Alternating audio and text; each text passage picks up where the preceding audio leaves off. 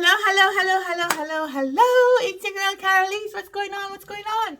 So I have been very busy and I'm going to show you guys what I've been busy doing. But when you come back, we're going to talk about the sprint. Okay, we're talking about the sprint today and some of the problems that you'll encounter when you start working in agile and you start working with scrum teams. And I'm going to give you some examples of how to solve some of these problems when you come back. So in particular, this video would be focused on what to do when you don't complete the items in the sprint. You get to the end of the sprint and there's a bunch of stuff still not done. How do you work with that? What do you do when you can't finish a sprint? And how do you avoid this cycle that keeps happening? We're going to talk about that. But before, I want to share with you what I've been doing for the last couple of weeks. Here we go. I've been planting my flowers. You guys know I love flowers. I love outdoors. And so I want to share with you some of the flowers I have been planting. Take a look at this. So this, my geraniums with my creeping Jenny.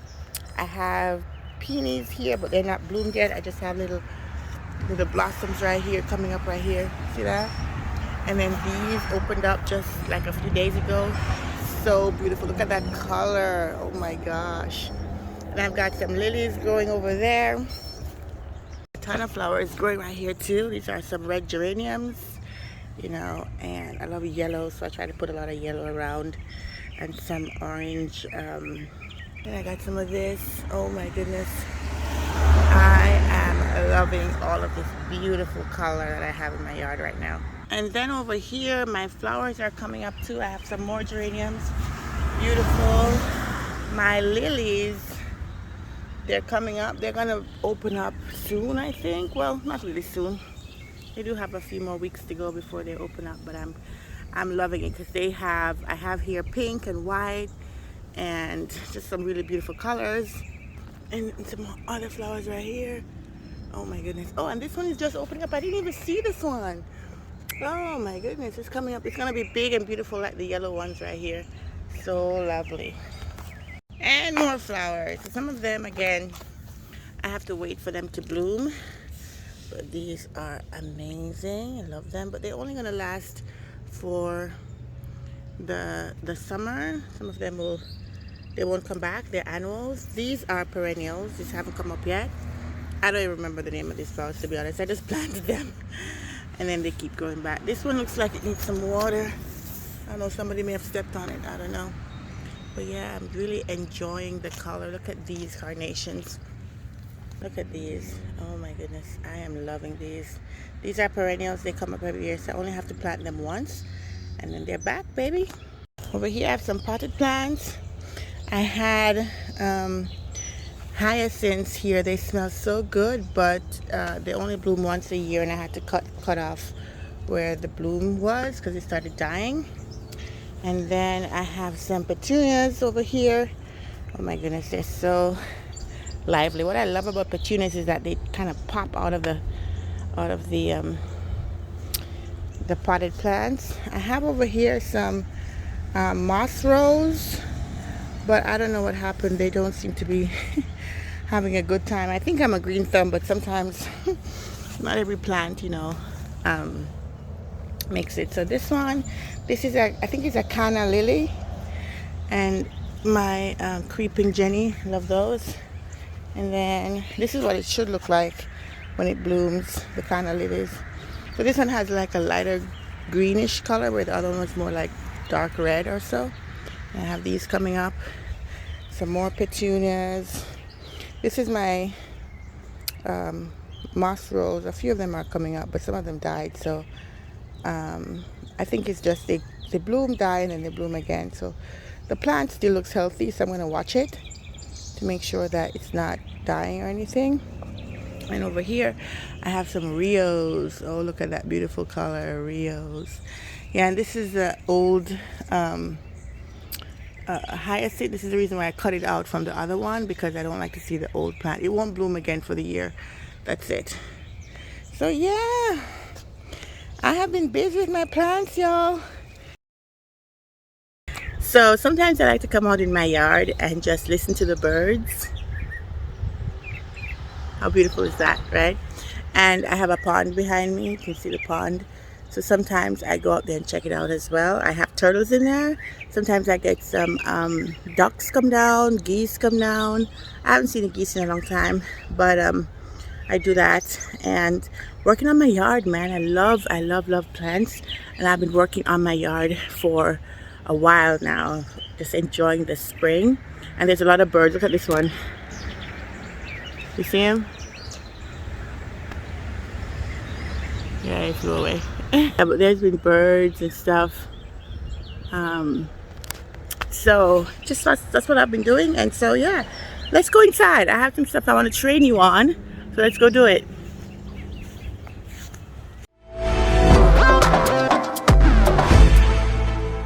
All right, welcome back. So we're talking about how to manage your sprints, and we're talking about the problems that you'll have with your sprint, particularly when you have not finished the sprint. You get to the end of the sprint, but the things that you committed to do, your sprint goal has not been met, and the things that you said you're going to complete, what happened?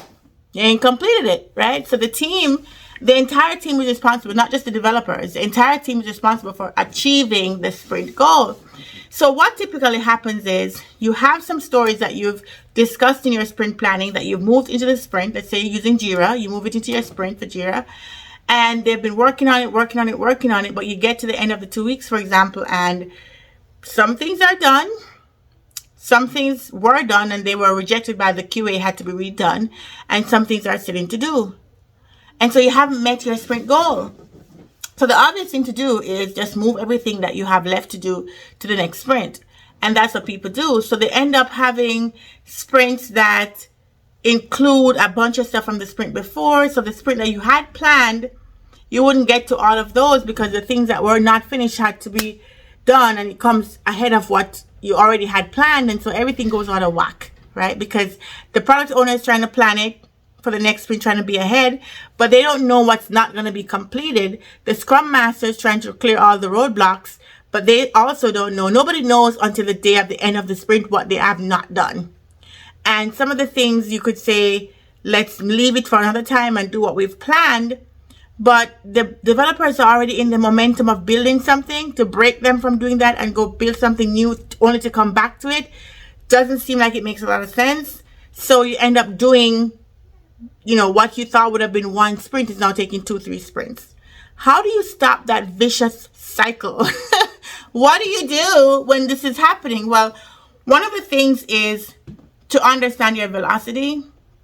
And when I say velocity, I mean how much work can you get done within that 2-week period of time, and not overestimate, like not put so much things into the story or into the sprint, that you are aspirational. I think we're going to be able to do it. We've never done it, but we're going to do it this time.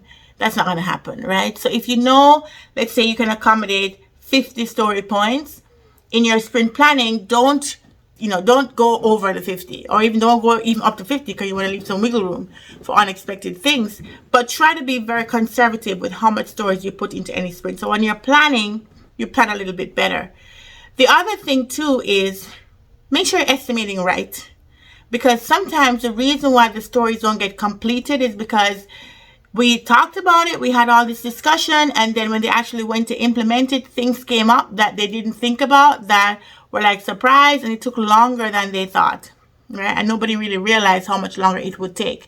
So what I would encourage you to do is make sure you have these discussions. I talk about this all the time. Don't think you're going to have one backlog refinement and then sprint planning. It's never very successful that way. You need to have multiple meetings on the same thing to make sure you tease out all the different things that could be hiding in the background, right? I like to have at least 3 meetings before I go to sprint planning with something.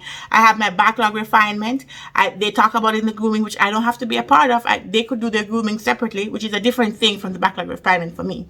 Backlog refinement for me is the prioritization. What priority are we working in? Grooming for me is everybody looking at what we have prioritized and going through it, making sure they uncover all the dependencies, all that stuff. And they talk about it, they know how they plan to implement it. I also have a technical dependency conversation, which is separate from the grooming. It could be included, but it's a little bit separate. the focus of that technical dependency discussion is solely on what are the dependencies. Do we need a new architecture?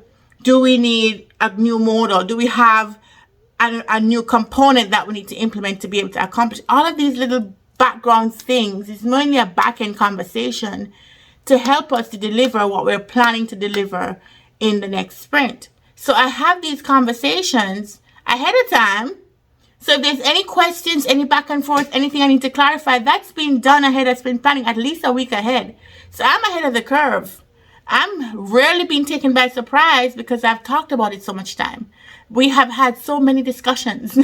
Nobody's surprised when they see this thing turn up at the sprint planning. So if you are not having enough conversation, what's going to happen is you get to sprint planning, they're like, yeah, we can do this, add it to the sprint, yeah, it's great. And they get in there and they start writing code, they're like, oh, but this, oh, but that, oh, but this. And they end up with a lot of roadblocks, and then it delays, and they're trying, and then they end up delaying. So that's one way for you to avoid not meeting your deadlines in the sprint planning, because you are having these discussions ahead of time so that when you get to sprint planning, you can commit to what you're really able to do, and you don't have as much surprises in the sprint. So you want to make sure you can estimate well. You want to make sure that you don't put too many stories in the sprint that would cause you to not be able to finish. You also want to make sure your QA team is like in lockstep with your development team. As they're done with the story, they start testing it. They have it in a test environment. They can start testing it, because as they are testing it, they'll uncover things that will then maybe they need to clean up, and so you don't end up with a sprint at the end that has issues and they haven't finished. Now, if you've done all of this and you still find yourself not finishing during the sprint, you really have a problem. But that can happen. I mean, we this is agile. We can adapt to change. So if you're finding that you're still not finishing, you need to start putting less stories in the sprint just to make sure they can finish. So if you used to have, like I said, 50, 60 story points as your velocity, let's say, I mean, that would be for our small team, but let's say that's your velocity, then you need to start cutting back and putting only 45 story points, just to give the team enough to finish. And if there's any time left over, they can clean up. They can, there's testing effort, they could help with that, right? Just to make sure you're not padding so much things in that they can never finish. And then again, there might be production issues that come in. So you might have to deal with, unexpected urgent issues. So by leaving some wiggle room in your sprint, you will allow your team to be able to finish, right? So again, make sure you estimate properly, leave some wiggle room in your sprint, have more discussions so that you can tease out any issues like that, and help your QA team to be able to test in lockstep with your development team. So what happens when you actually get to the end of your sprint, but you have stories that were started in the previous sprint and you're about to start the next sprint, but they're not done? And these stories have story points. They're already estimated. The work is already started. They're in progress. Well, it's a sticky situation, right?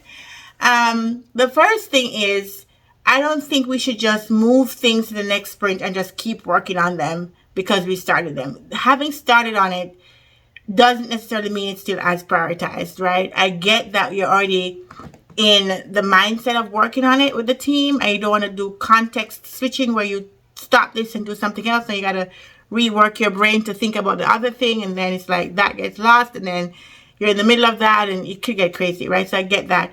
But I always involve the product owner whenever we have to move stories, because not because it was prioritized for the last sprint means that it's still as prioritized for this coming sprint. So yes, for example, in Jira, you'll complete your sprint and all those stories will move to the next sprint automatically, but the product owner still has to go prioritize that. They still have to say, well, even though this was started, should it be at the top of the backlog?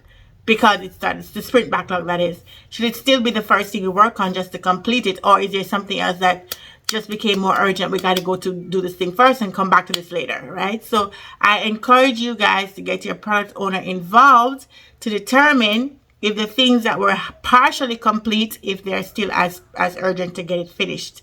That's one. The next thing is, they already had story points. So do you say, okay, well, 5 story points was completed last sprint, so only 3 this sprint, and then you change the story points to be just 3 and split the story, so the part that's done is in one sprint, the other part is in the other sprint? It's weird. I don't encourage that, because one, you have to go think about where to split the story. 2, you have to go repoint what's left. It's just a lot of mess that you don't need. So you move the entire story with the full story points to the next sprint. That's the best thing to do. Yes, you might be overestimating in the second sprint, and you've underestimated in the sprint before because you didn't account for all that work.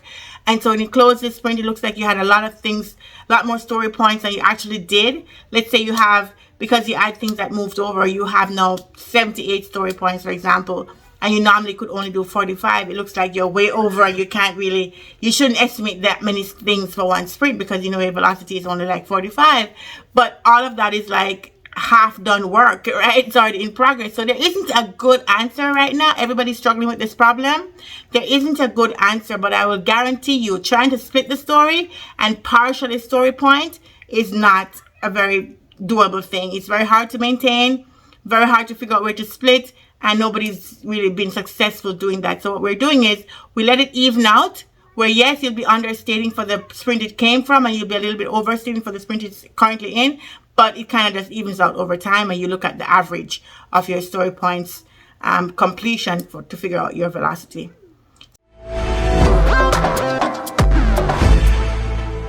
So that's what we have, guys. That's what we have when we talk about some of the problems that we encounter with implementing Scrum, and especially when you get to the end of a sprint and you have not completed the items in the sprint. I hope this was useful for you guys, and I encourage you to check out my website, karaleise.com, and check out the Business Analyst Training Hub, where you can get lots of more training on different business analyst topics and Scrum Master topics, because this is something that the Scrum Master would be interested in as well.